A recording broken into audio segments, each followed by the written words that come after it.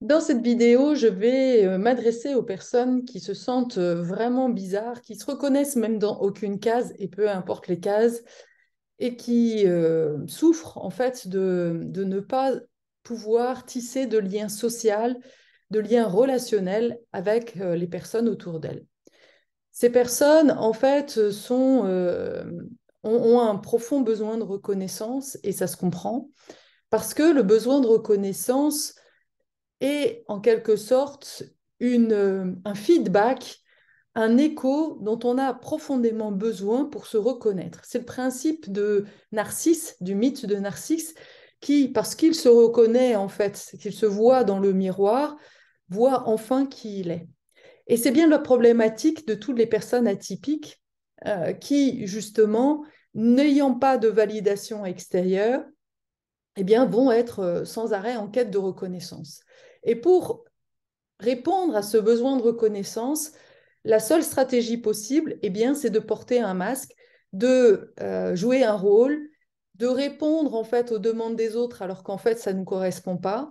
Et ça, je le reconnais, je le vois aussi, même chez les jeunes qui finalement vont s'engouffrer, vont répondre en fait bah, aux propositions des copains d'aller se murger, d'aller sortir, alors que en fait, ça ne, ça ne répond pas vraiment à leurs besoins profonds et ça ne vibre pas à l'intérieur d'eux. Alors, que faire en fait? Que faire quand on est face à ce dilemme de besoin de reconnaissance, de cette quête de reconnaissance sans jamais obtenir satisfaction? Eh bien, la première des choses, et c'est toujours la même chose, c'est que, eh bien, c'est de s'accepter soi-même. Et ça passe justement, eh bien, par un tiers, par un professionnel qui va justement permettre, trouver les chemins pour s'accepter tel que l'on est et arrêter de, de chercher à être quelqu'un d'autre.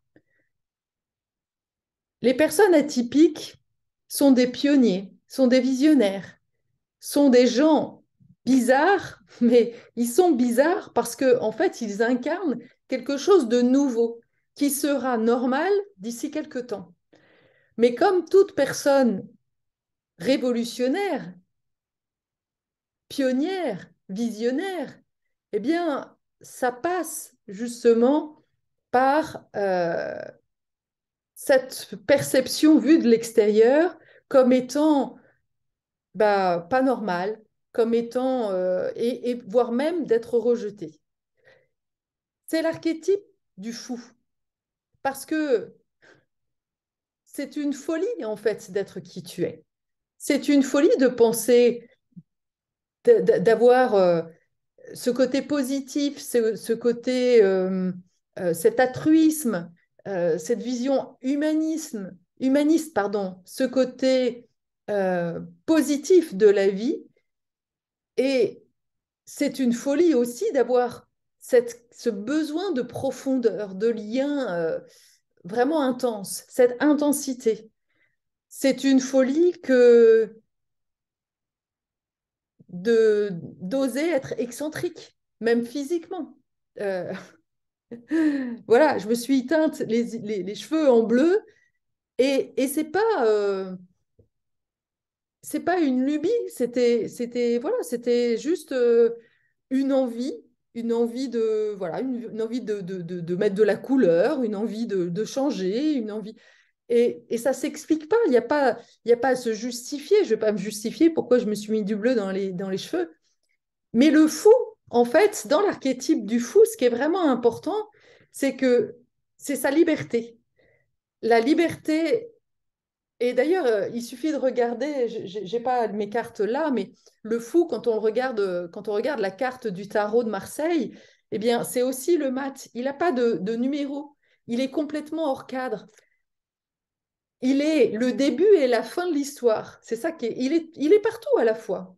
Et le fou, c'est l'énergie de la liberté, de l'aventurier. Et ce qui est intéressant dans l'archétype du fou, tel qu'elle est présentée dans le tarot, eh bien, il a un petit baluchon. Eh bien, ce petit baluchon, c'est le passé.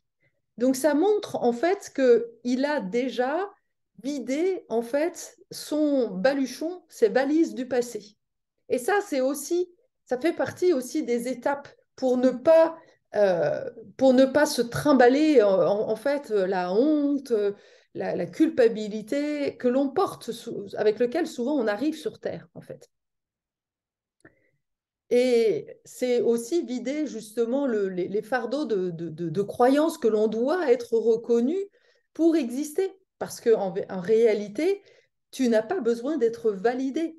Il faut le faire peut-être une fois. Voilà, ça, je reconnais que dans mon parcours personnel, le fait de trouver une personne sur mon chemin qui enfin me voyait tel que j'étais et m'acceptait, me renvoyait que je pouvais m'accepter tel que j'étais, c'est même pas lui qui le faisait, c'est-à-dire qu'il m'a permis de le faire, eh bien, ça m'a beaucoup aidé.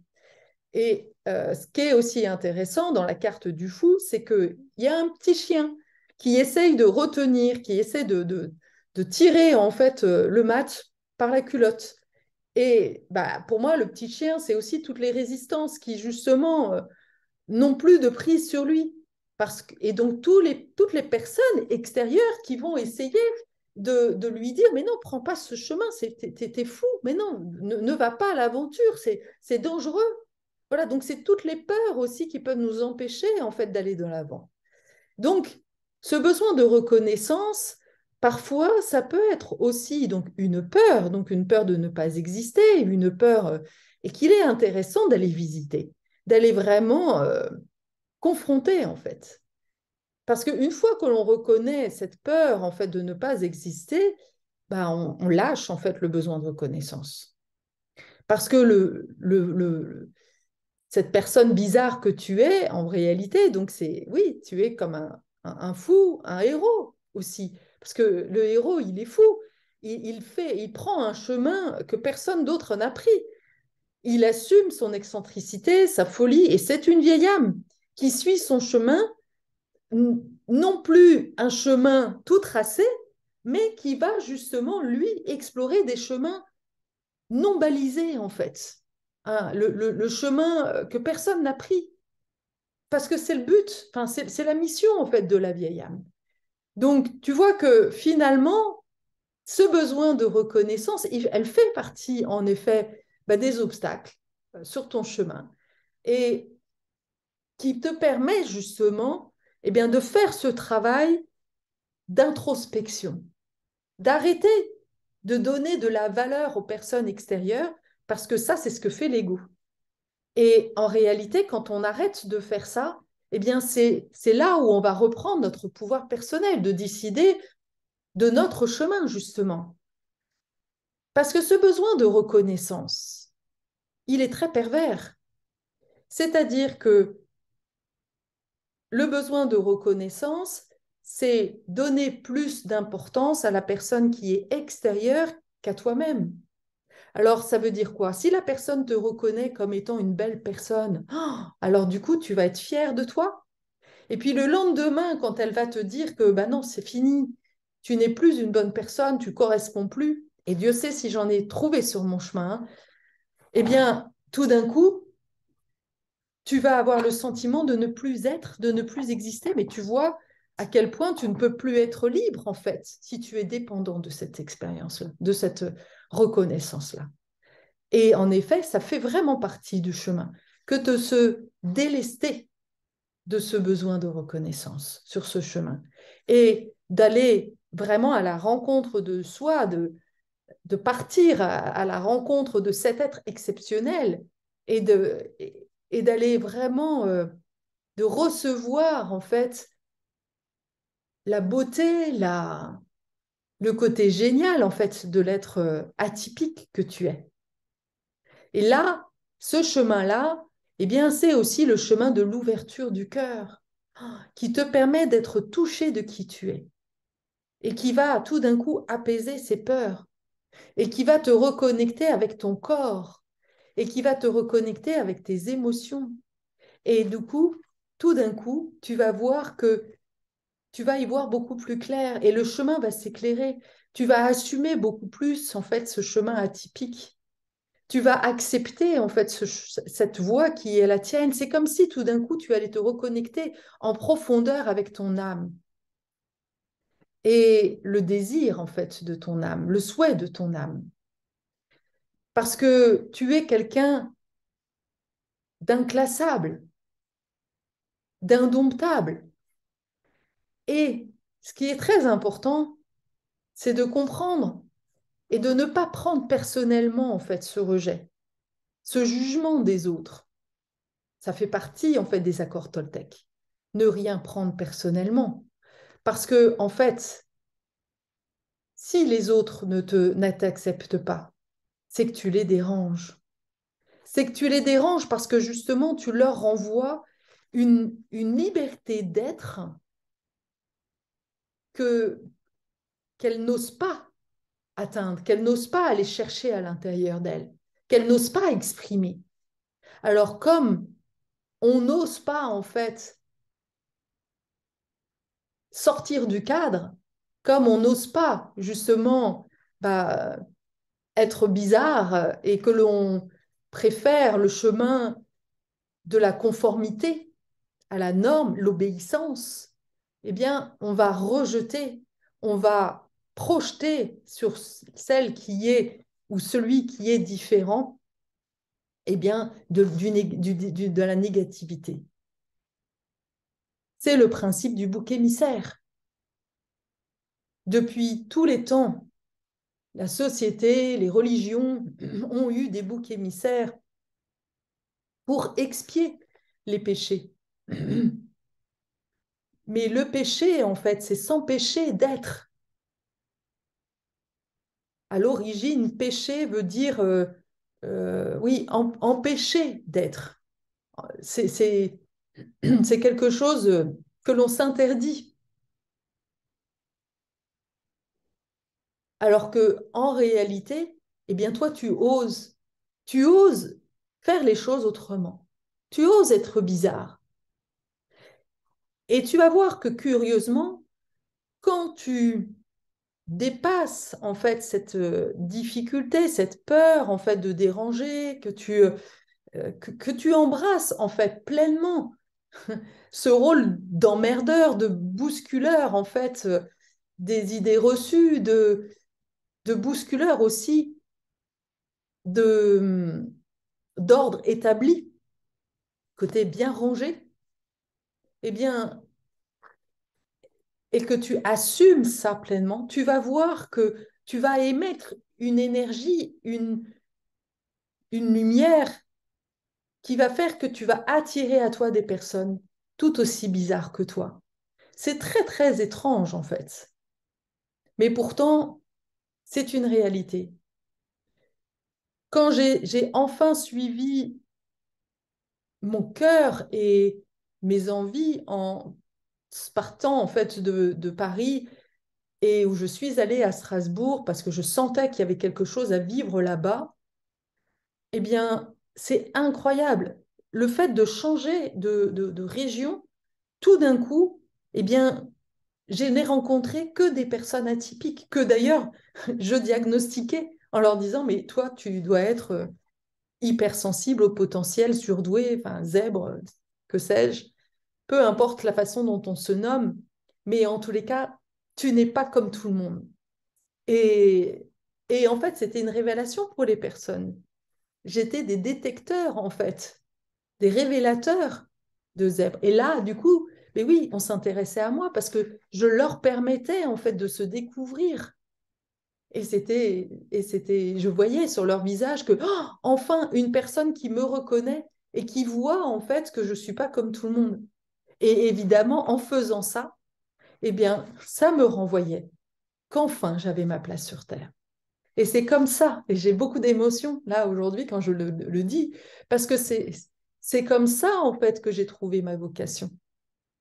C'est voilà, en suivant en fait ce que mon âme en fait voulait.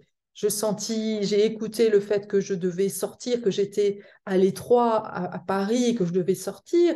J'ai répondu en fait à cet homme, voilà, avec lequel dont je voulais me rapprocher. Et puis ok, oui, les choses ne se sont pas passées comme je souhaitais, c'est-à-dire que la relation d'amour, elle ne s'est pas faite, mais waouh, je me suis ouverte à vraiment une autre réalité. J'ai fait des rencontres extraordinaires à Strasbourg où j'ai vraiment rencontré des gens superbes qui m'ont révélé, qui m'ont fait connaître la théorie U.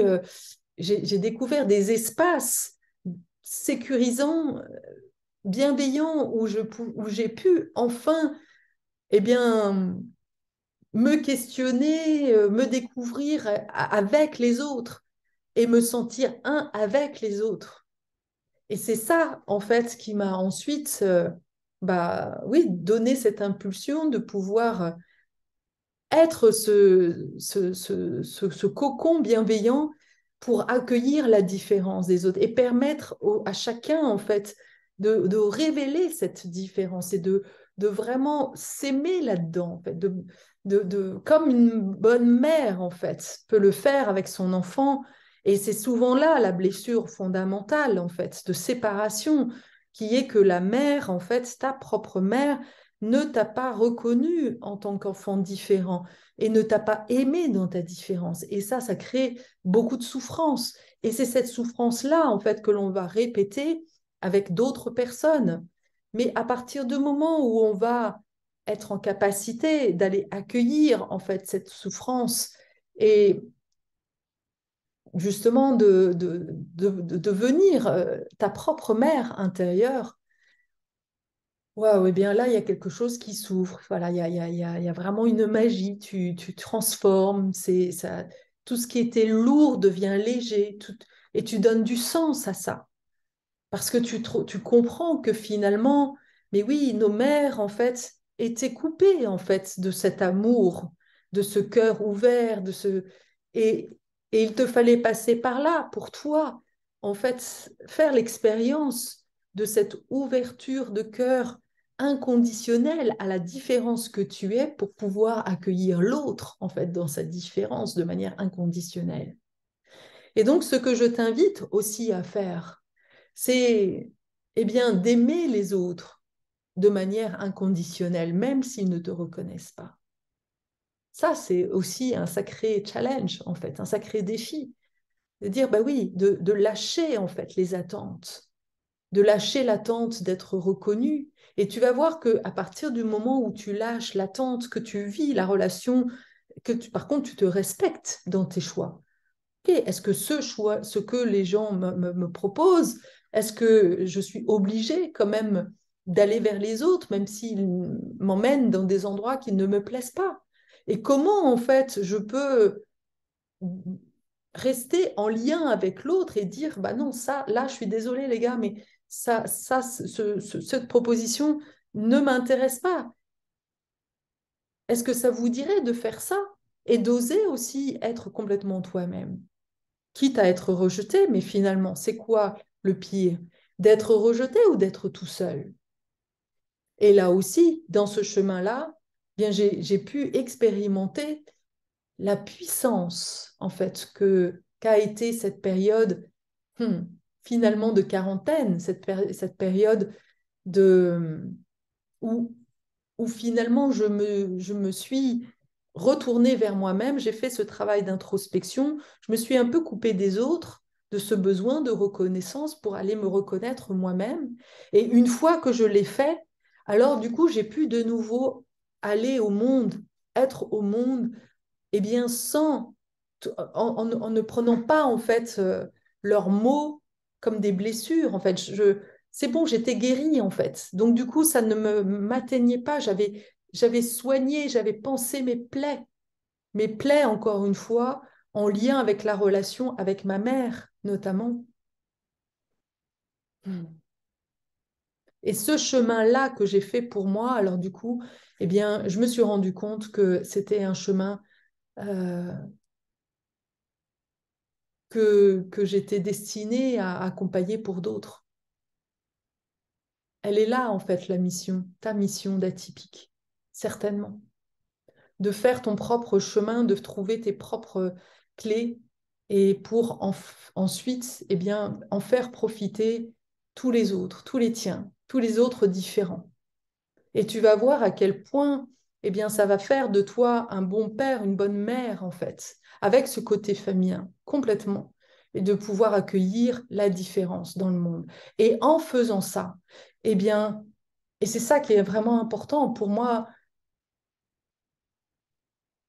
tu ne dois vraiment pas laisser personne, tu dois laisser personne, en fait, t'empêcher de rayonner ta différence. Le pire n'est pas le manque de reconnaissance. Le pire serait de te couper à qui tu es. Ça, oui, ça serait dramatique. Parce que en faisant ça, eh bien, tu prives justement l'univers, la vie, en fait, de ta différence dont on a tellement besoin dans cette société tellement normative. Et je t'invite vraiment à insister. Tu vas voir qu'au bout d'un moment, encore une fois, quand tu auras accepté pleinement, eh bien, tu feras d'autres rencontres. Et là, ça sera des rencontres vraiment profondes avec des gens sincères qui vont vibrer la même fréquence que toi. Et ça, c'est vraiment fantastique. Voilà, j'espère vraiment que cette vidéo t'aura apporté un réconfort et la foi que tu es, que tu choisis, que tu fais le bon choix que d'être toi-même, même si tu n'es pas reconnu. Ça, c'est vraiment le plus important pour moi. Ne te trahis pas. Ne te trahis pas. Tant de gens, en fait, se trahissent eux-mêmes pour répondre à ce besoin de conformité que la matrice, en fait, nous impose. Et c'est sûr, c'est très difficile, en fait, de faire ce choix que de sortir, en fait, de cette matrice. Mais c'est vraiment pour le bien. On a vraiment besoin de ça, de gens libres comme toi, de gens courageux comme toi. À bientôt.